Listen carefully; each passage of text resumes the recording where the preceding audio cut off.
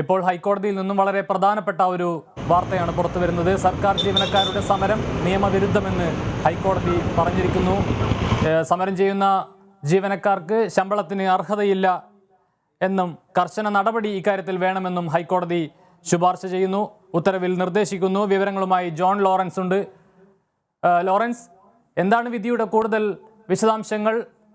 എന്തൊക്കെയാണ് വിവരങ്ങൾ?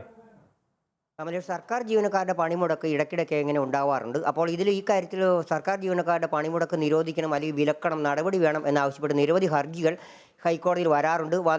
ഇടയ്ക്കിടയ്ക്ക് വരുന്ന ഹർജികൾ കോടതി ഉത്തരവുകൾ പുറപ്പെടുവിക്കാറുണ്ട്. എന്നിരുന്നാലും 2022 മാർച്ചിൽ ദേശവ്യാപകമായി ട്രേഡ് യൂണിയനുകൾ ആഹ്വാനം ചെയ്ത പണിമുടക്കിൽ സർക്കാർ ജീവനക്കാർ പങ്കെടുക്കുകയും അതേ തുടർന്ന് ഇവരുടെ പണിമുടക്ക് നിരോധിക്കണമെന്നും പണിമുടക്കിയവർക്കെതിരെ നടപടി വേണമെന്നും പണിമുടക്കിയവർക്ക് ശമ്പളം നൽകരുതും എന്നാവശ്യപ്പെട്ട് തിരുവനന്തപുരം സ്വദേശിയും പൊതുപ്രവർത്തനവുമായ ചന്ദ്രചൂഡൻ നായർ ഹൈക്കോടതിയെ സമീപിക്കുകയുണ്ടായി.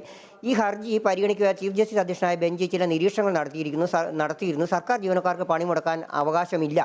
അതായത് സർവീസ് റൂൾ പ്രകാരം, സർവീസ് റൂൾ 89 പ്രകാരം സർക്കാർ ജീവനക്കാരുടെ പണിമുടക്ക് നിരോധിച്ചിരിക്കുകയാണ്. അവർക്ക് പണിമുടക്കാൻ അർഹതയില്ല.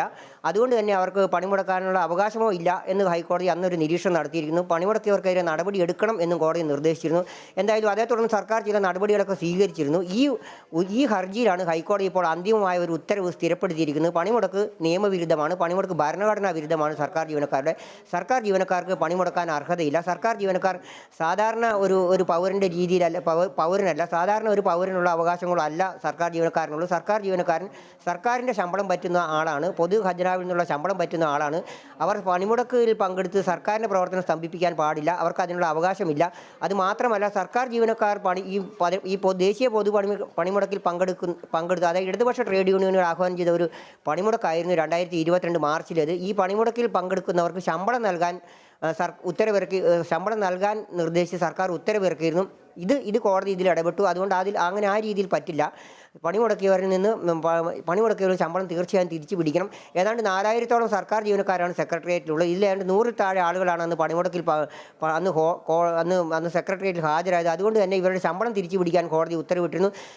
പണിമുടക്കുന്നവർക്ക് ശമ്പളം നൽകാൻ സർക്കാർ നിർദ്ദേശിക്കുന്നത് അല്ലെങ്കിൽ സർക്കാർ ഉത്തരവിറക്കുന്നത് പണിമുടക്ക് പ്രോത്സാഹിപ്പിക്കലാണെന്നുള്ളൊരു വാദവും ഈ ചന്ദ്രചൂഡൻ നായർ കോടതിയിൽ ഉന്നയിച്ചിരുന്നു.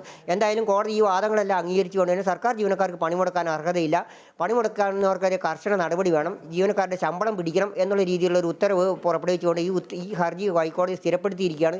സർക്കാർ ജീവനക്കാർക്ക് ഇനി പണി മുടക്കിയാൽ ശമ്പളം തിരിച്ചു പിടിക്കാൻ സർക്കാർ നിർബന്ധിതരായിരിക്കുകയാണ്. അതുകൊണ്ട് തന്നെ പണിമുടക്ക് പ്രോത്സാഹിപ്പിക്കാനും കഴിയില്ല എന്നുള്ള രീതിയിലേക്ക് കാര്യങ്ങൾ മാറിയിരിക്കുന്നു. കമലേഷ്.